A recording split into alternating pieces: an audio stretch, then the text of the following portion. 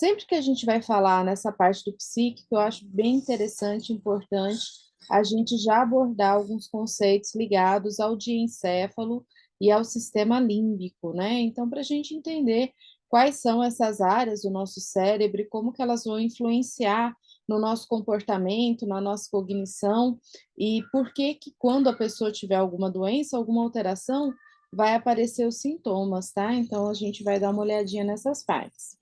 Bem, aqui, para a gente começar mesmo falando, né, é a parte inicial de anatomia e de histologia. Então, essa estrutura que vocês estão vendo aí na tela é o diencéfalo, tá? Essa região aqui que fica na parte central do cérebro. Nessa região, a gente tem o tálamo, o hipotálamo, o epitálamo e o subtálamo, que estão apontados aí nas setinhas também. A maior estrutura é o tálamo, que é essa que tem esse olhinho, né? Que parece um olhinho. Mas também a gente está falando dessas estruturas iniciais e depois a gente vai complementar com o sistema límbico. Então, essa estrutura do diencéfalo inclui todas as regiões anatômicas com os termos tálamo em seu nome, né? Então, tálamo, hipotálamo, epitálamo e subtálamo. E aí a gente vai falar que ao longo da aula o papel que elas desempenham, como que ela funciona e assim por diante. Então, só para a gente ir entrando no assunto, né? A gente vai começar falando do tálamo, tá? A gente não estuda muito essa parte, né? Quando a gente faz na faculdade, então é bem interessante aqui na pós-graduação a gente ter a oportunidade de estudar, de aprofundar um pouquinho mais, tá? Então, o tálamo, gente, é um grande conjunto de núcleos localizados bilateralmente acima do tronco encefálico, né? Nessa região que a gente mostrou aqui, né? Então, acima do tronco encefálico. E é subdividido no grupo anterior, medial e lateral, e isso formando camadas, tá? Então, a camada dorsal e ventral. Além disso, tem o núcleo subtalâmico adicional, o intralaminar, o reticular e da linha média. É, ele é bem complexo, na verdade, né? Mas é uma estrutura que está muito ligada à presença desses núcleos. Núcleos são concentrações de neurônio. E cada uma dessas concentrações de neurônio vão acabar desempenhando uma função especial, tá? O tálamo, ele age como um assistente executivo do córtex cerebral, né? Então, ele ajuda o córtex, principalmente dirigindo a atenção para informações importantes. Então, nesse momento, a gente está fazendo uma série de coisas, a gente está rodeado por uma série de coisas, né? E onde vocês estão assistindo a aula, mas vocês conseguem focar em um determinado ponto. Então, dirigir a atenção para aquilo que é importante. E essa questão de dirigir a atenção é regulada em partes, não só, mas em partes pelo tálamo, tá? Ele também regula o fluxo de informações que chega ao cérebro. Então, aquilo que precisa chegar, né, ele vai como se ele filtrasse para que essa informação chegasse, e aquilo que não é preciso naquele momento fica aqui, né, na lateral, na periferia, sem a gente dar muita atenção, tá? Aqui é a parte que a gente falou ali atrás dos núcleos, então essa é a estrutura do tálamo mesmo, e aí a gente vê, né, que a gente tem, ó, aqui em azul, né, tá aparecendo aqui, ó, núcleos mediais, certo? Aqui em amarelo os anteriores e em vermelho os laterais. E aqui do lado tem todos os nomes deles, não precisa se preocupar em decorar esses nomes, é mais para a gente entender, né, de uma forma geral, como que é essa organização, como se organiza e quais são as informações importantes, tá? Então, olha só, a gente tem núcleos de processamento no tálamo que conduzem informações do sistema sensorial, exceto o sistema olfatório. O sistema olfatório é o único que não manda informação para o tálamo. Então, tem sistema sensorial, núcleos da base, cerebelo, tudo isso passa pelo tálamo para chegar ao córtex. Por isso que eu disse, né, que ele filtra a informação. Ele pega e ele dirige, né, manda o impulso, ele processa e manda o impulso, que naquele momento é impulso necessário, que é aquilo que o córtex tem que dar atenção naquele momento, né? Então, ele serve aí como uma espécie realmente de filtro, de distribuir tarefas, de distribuir atenção. Também a gente tem no tálamo núcleos de associação que processam informações emocionais e também informações de memória e integram diferentes tipos de sensação, como informações táteis e visuais. Então, aqui no tálamo também, pessoal, tem muito aquela questão do processamento de informações que às vezes a gente vê alguma coisa e sente uma emoção, ou a gente ouve, né, recebe um toque, recebe algum tipo de contato e desperta um sentimento na gente. Então, isso tudo é muito regulado pelo tálamo também, por esses núcleos que ele tem. Além disso, existem também no tálamo núcleos não específicos regulando consciência, alerta e atenção.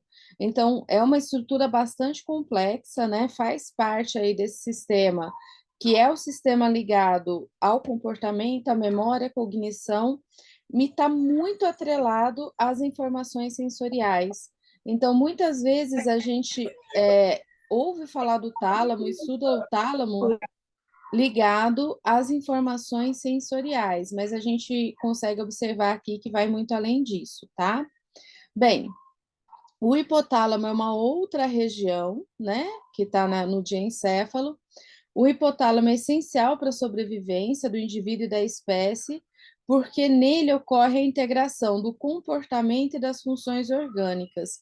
Isso por quê, pessoal? Vou voltar a imagem aqui, ó.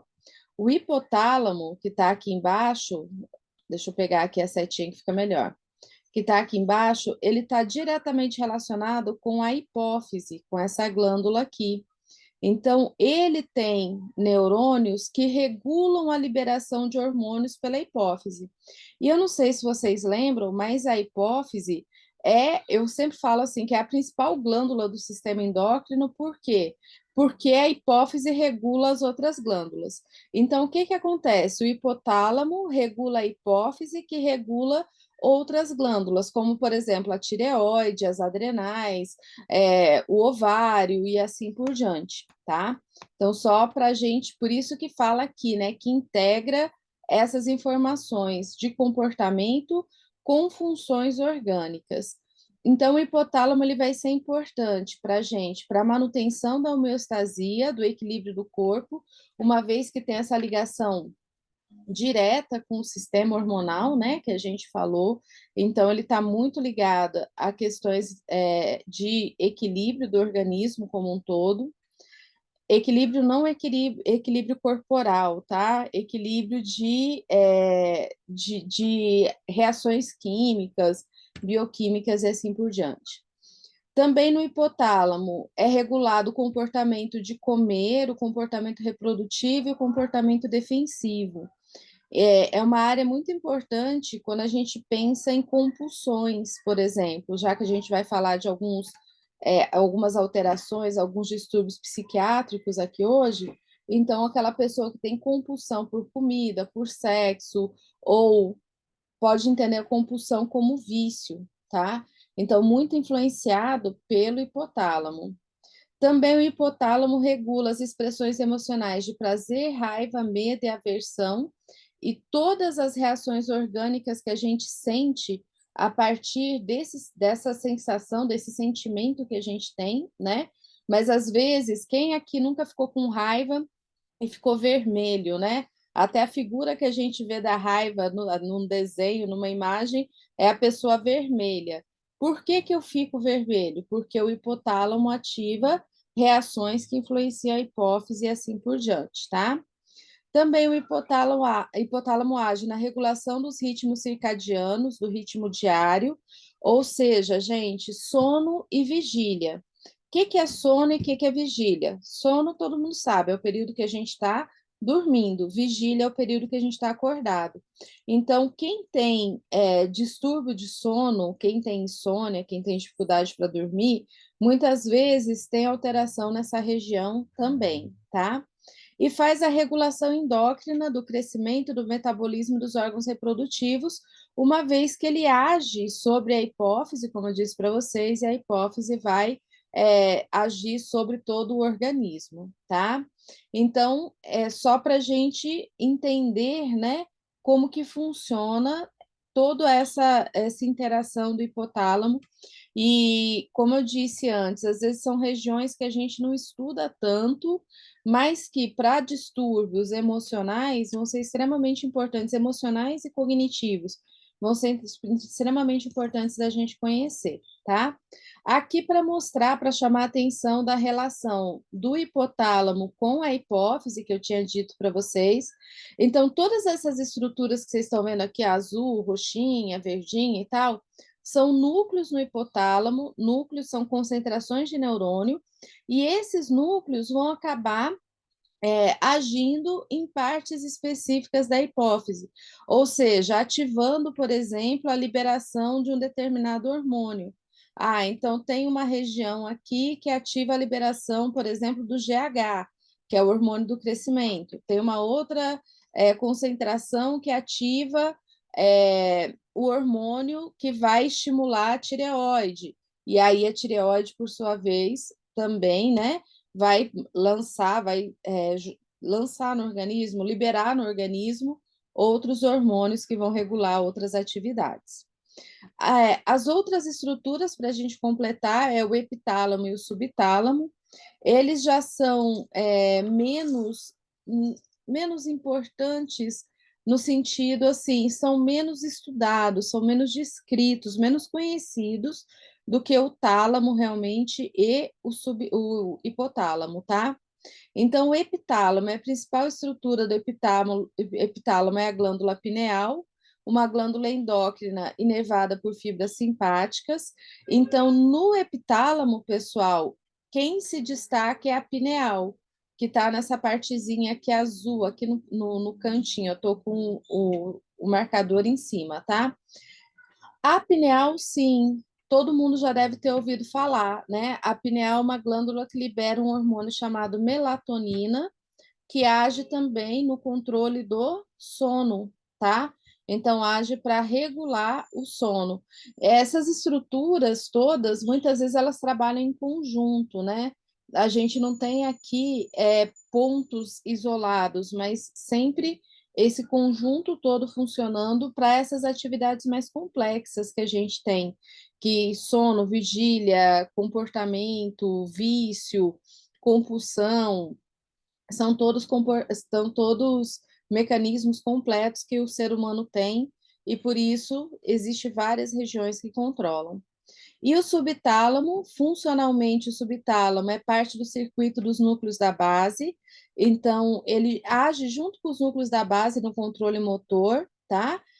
Que nem tem a substância negra, que a gente já falou, né? Que está lesionada no Parkinson, está com lesão no Parkinson, como tem também o núcleo caudado, o putâmen, o globo pálido, o subtálamo, então, é um núcleo da base e ajuda na regulação dos movimentos, ajuda a controlar o movimento, como os outros núcleos da base fazem, tá? Então, essas aqui vão ser as estruturas principais ligadas ao tálamo, né? Essa região do diencéfalo. E a outra parte que eu também gosto sempre de abordar um pouquinho, a gente entender um pouquinho mais, quando a gente faz essa aula onde a gente vai estudar doenças psiquiátricas, é o sistema límbico, tá? Que o sistema límbico também a gente costuma estudar pouco na faculdade, então é uma excelente oportunidade que a gente tem aqui na pós-graduação de poder estudar, tá? Então, o sistema límbico, esse termo límbico significa limite e refere-se ao limite entre o diencéfalo e o telencéfalo. O sistema límbico ele é formado por diversas estruturas, não é uma estrutura só, não é um local só. São diversas estruturas que atuam, né, que estão localizadas nessa região, tá? Bem, o termo limite também poderia ser aplicado à atividade do sistema límbico como um limite entre a área consciente e não consciente do encéfalo, porque assim, né, o córtex é a parte bem consciente que a gente tem, que a gente controla, que a gente entende, né, que a gente comanda ou que comanda os movimentos, por assim dizer. O diencéfalo, como a gente viu ali, o tálamo, o subtálamo, o epitálamo, são estruturas que a gente não tem um controle direto, né? A gente não tem consciência para controlar. Eu não consigo falar assim para o meu hipotálamo, libera agora GH. Ele não vai liberar, né? Ele tem um funcionamento inconsciente, tá bom? E a estrutura do sistema límbico, ele forma um anel em volta do tálamo. Então, em volta aquela região que a gente viu central, ali do diencéfalo, vão ter as estruturas do sistema límbico. Como eu disse para vocês, são várias estruturas, tá? Então, essa figura, ela mostra isso. A gente tem aqui no meio, para destacar o tálamo, que é a maior parte, né? O verdinho. E ao redor dele, gente, a gente vai ter as estruturas ligadas ao sistema límbico, né? Algumas literaturas colocam partes do tálamo como partes do sistema límbico também, e não tem problema. Aqui mesmo, se a gente olhar aqui do lado, a gente vai ver que o hipotálamo faz parte do sistema límbico pela função que executa, tá? Que é controle comportamental. Núcleos anteriores e mediais do tálamo fazem parte do sistema límbico. O córtex límbico, que é o giro cingulado, e o giro hipocampal e o uncus fazem parte, e também o hipocampo, a amígdala e a porção basal do prosencéfalo, que é uma área chamada, né, área septal, área pré-óptica, núcleo accumbens e núcleo basal de Meynert. Então, são diversas estruturas localizadas todas mais ou menos nessa região aqui ao redor, tá? Então, aqui, por exemplo, está mostrando para a gente o hipocampo, está mostrando para a gente a amígdala, né? E aí, pessoal, essa estrutura, esse conjunto é o tal do sistema límbico, que é o sistema aí principal que a gente tem relacionado ao comportamento. Então, a gente vai falar um pouquinho mais, né, o que esse sistema controla, tá? Então, embora o sistema límbico regule o comportamento alimentar, né, tanto a ingestão de água, de líquido, como a ingestão de alimento, também controle o sistema defensivo e reprodutivo, também controla funções viscerais e hormonais, muito ligada ao hipotálamo, como a gente já falou, tá? Para as emoções, são necessárias a amígdala, então a amígdala não é essa amígdala aqui, tá, gente? É aquela ali que a gente mostrou, que está lá no sistema límbico, dentro do cérebro. Áreas do hipotálamo, área septal, núcleos anteriores do tálamo, córtex anterior e área de associação límbica, tá? Ao contrário das emoções que são mediadas no interior do sistema límbico, as funções de memória estão amplamente distribuídas entre as áreas límbicas e não límbicas do encéfalo. Então, olha só, nessa região chamada sistema límbico, a gente tem controle de comportamento, certo? Que é o que está aqui na primeira partezinha. A gente tem controle de emoções, e a gente tem controle de memória, tá? Deixa eu só achar aqui, ó. Controle de memória. Só que assim, a memória, ela não tá só no sistema límbico, e isso a gente também tem que entender. A memória está distribuída por muitas partes do nosso córtex, tá? Não só no sistema límbico. Para o processamento de alguns tipos de memória, são essenciais o hipocampo, o núcleo talâmico medial, o córtex límbico posterior e a porção basal do prosencéfalo. Então, tem diversas áreas, e é por isso que, quando a gente estuda a memória, a gente vê que é algo complexo, né? Não é algo tão simples da gente compreender. E a gente também tem diversos tipos de memória. A gente vai falar aqui na aula e aí, algumas podem estar mais localizadas nessa região e outras mais localizadas em outras regiões, tá? Bem, de qualquer forma, na literatura aparece para a gente, né, nos livros, quando a gente estuda, aparece esse circuito aqui que vocês estão vendo, que é o chamado circuito de Papez, tá? Esse circuito aqui, gente, ele é um circuito que mostra um pouco do funcionamento do sistema límbico, essa parte de emoção e tudo mais. Olha só, então, né? A gente tem a participação aqui nesse circuito simplificado do córtex cingulado, do hipocampo, do hipotálamo, dos núcleos anteriores do tálamo e do neocórtex. E aqui do lado está falando para a gente o que cada uma dessas regiões faz em relação à nossa memória, ao nosso comportamento, essa função, né, tão superior que a gente tem, tão importante que a gente tem. Eu vou começar aqui pelo córtex cingulado, vão acompanhar aqui comigo, tá joia? Então, o córtex cingulado é integrante do lobo límbico, tá? E parece definir parte da experiência emocional. Então, aqui ficam guardadas as nossas experiências emocionais, tá? O hipocampo também é importante na formação e processamento da memória e da experiência emocional que aquela memória te traz, tá? Mas aqui o hipocampo, além da experiência emocional, ele forma memórias também. O fórnix, a região chamada fórnix, faz a integração física entre o hipocampo e o hipotálamo, né? Então, veja que a experiência emocional, a memória que a gente tem, influencia no hipotálamo. E o hipotálamo influencia no quê?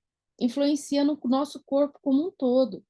Influencia no todo o nosso organismo, lembra? Porque o hipotálamo está ligado com a hipófise, tá?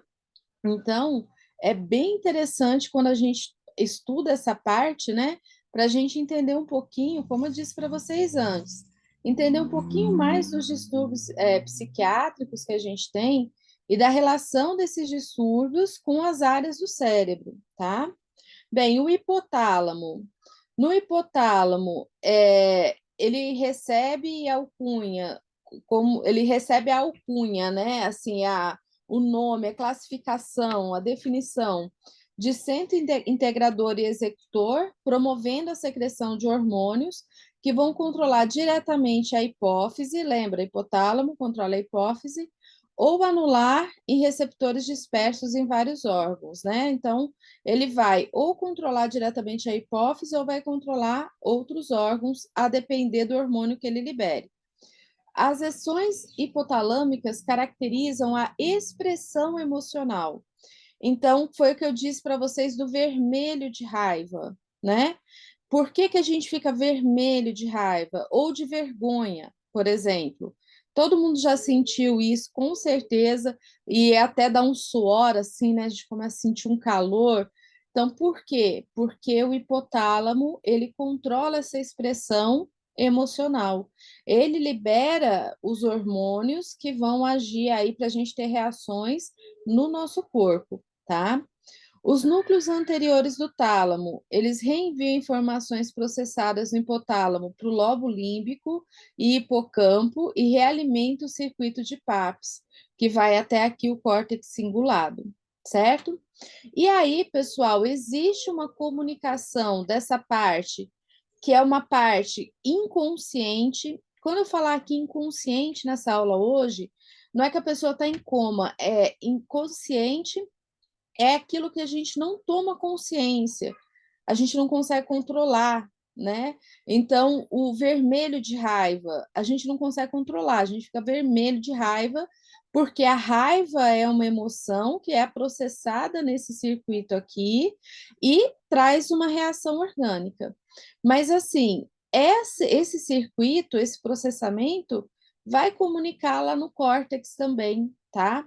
E aí, no neocórtex, a gente vai ter a consciência. Quando você percebe, por exemplo, que você está com raiva, daí você fala, para, calma, se acalma. Ou quando você percebe que você está com vergonha, né? O vermelho de vergonha. Então, é quando chega aqui ao neocórtex, tá bom? E o neocórtex, ele parece definir o colorido da experiência emocional. O colorido aqui, gente, são as reações conscientes que a gente tem daquela experiência, quando depois a gente fica, né? Ou imediatamente depois, logo depois, ou a longo prazo, dependendo da experiência emocional que a gente teve, que a gente fica pensando naquela experiência, né? E aí, então, esse colorido aqui, entre aspas, diz respeito a essa interpretação que a gente tem, que isso só acontece quando chega no córtex. Mas a reação primária, né?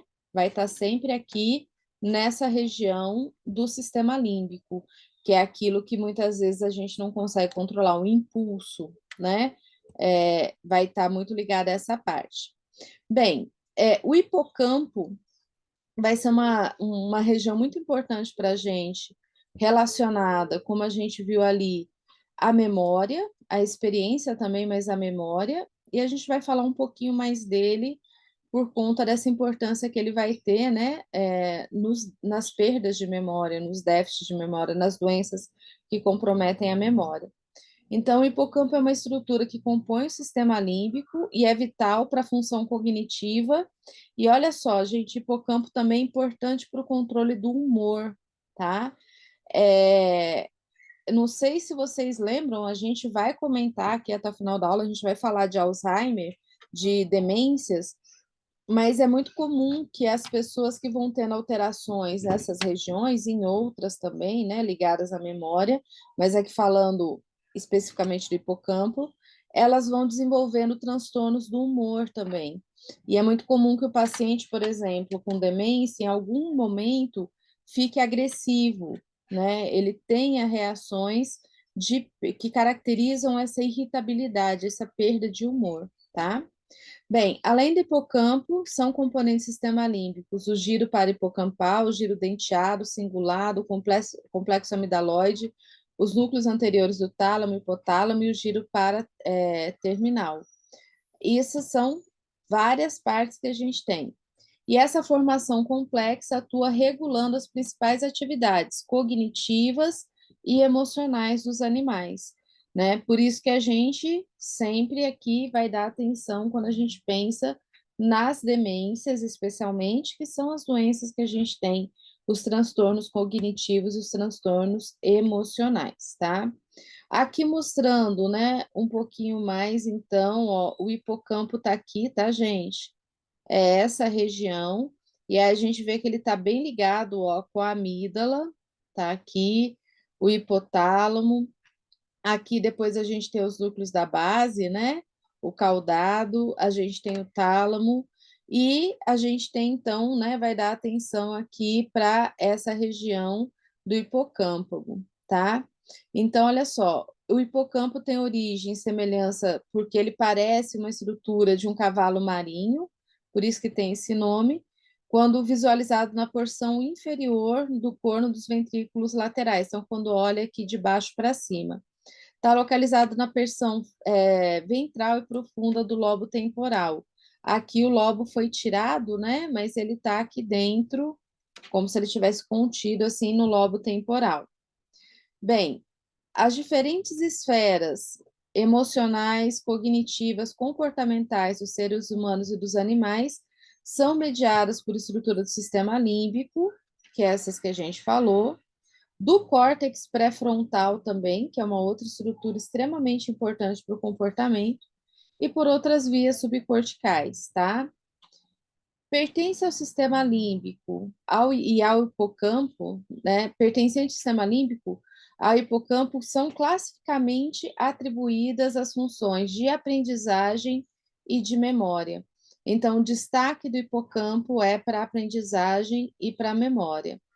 E ainda tem relatos que a formação hipocampal pode influenciar em comportamentos relativos ao apetite, à saciedade, e também participa das emoções, né? De qualquer forma, gente, o hipocampo também está envolvido na resposta ao estresse. Então, olha só que coisa mais interessante, né? Super complexo isso, eu sei que é, mas está tudo interligado. Então, às vezes, a pessoa passa por períodos de estresse e desenvolve com isso uma compulsão alimentar. Tem ligação? Tem coerência? Tem coerência cerebral, tem coerência cortical, tem coerência com as estruturas que controlam, né? Porque está tudo próximo ali e está tudo ligado em relação a essas funções, tá? Então, assim, do hipocampo, da alteração no hipocampo, a gente tem muito desenvolvimento de duas doenças que são importantes, que é a ansiedade e a depressão. E o estresse, que está aparecendo primeiro aí na figura, é um componente extremamente potente para causar ansiedade e depressão, tá? Então, quando o estresse, ele aciona o hipocampo de uma maneira inadequada, vamos falar assim, principalmente o estresse crônico, não o estresse agudo necessariamente, porque o estresse agudo, na verdade, é bom, né, gente? A gente precisa de um estresse agudo. Como assim a gente precisa de um estresse agudo? Ah, sei lá, quando você vai fazer uma prova, você fica um pouco estressado antes, é bom, te ativa, né? Te acorda, faz você ficar mais ligado, mais atento. Agora, o estresse crônico, que é, por exemplo, você pegar trânsito de 1 hora e meia, 2 horas, todos os dias para chegar na sua casa. Isso vai desgastando o seu hipocampo e gerando, né, alterações que vão acabar levando a ansiedade e depressão. Mara, é só o hipocampo que tem alteração na ansiedade e na depressão? Não, não é. Mas ele é uma estrutura que tem destaque, tá? Então, só para a gente ir contextualizando um pouquinho mais